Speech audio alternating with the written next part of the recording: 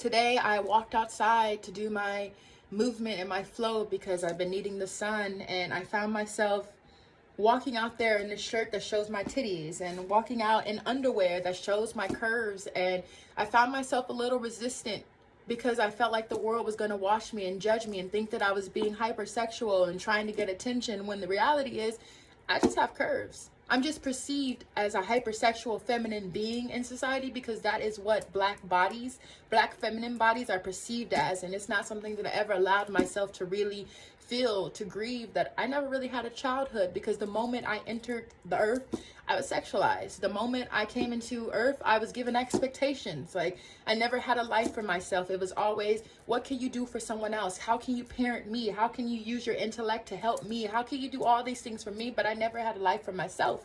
And so I found myself writing this piece today, being very vulnerable and intimate. And it's something that I wanted to share with you all today, because in my journey as a leader, it's really important for me to show you guys the intimacies of being human and what my life experience is, because this life experience of mine is not just my life experience, but a lot of people on this earth also share similar realities as mine. And in order for us to really heal these intergenerational and ancestral wounds, we got to have these difficult conversations, even if that means being emotional, even if that means losing audience, even if that means engagement goes down.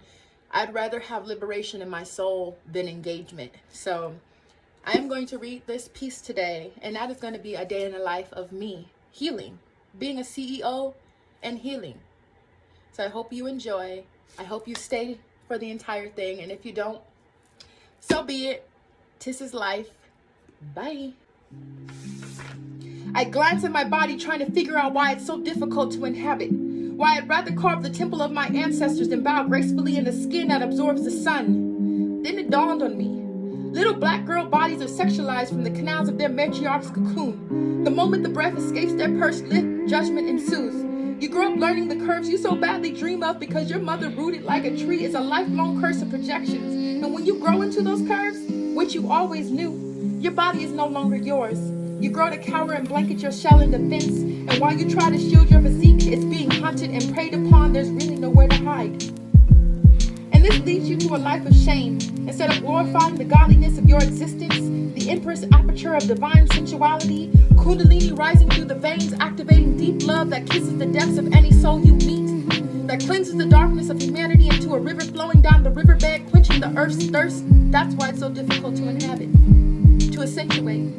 Because when my black curvy body enters the scene, the director yells cut, the producer is confused, and the extras turn up their noses. And the leads, well, they're nowhere to be seen. The critics have something to say. Lenses of thousands of eyeballs with no names cast spells of sex that stick to what once was just your body.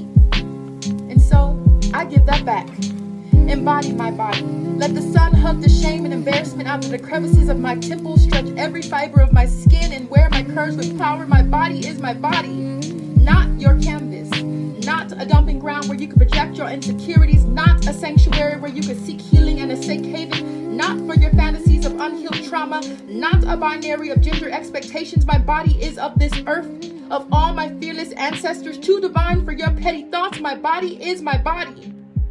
My body is my body. My body.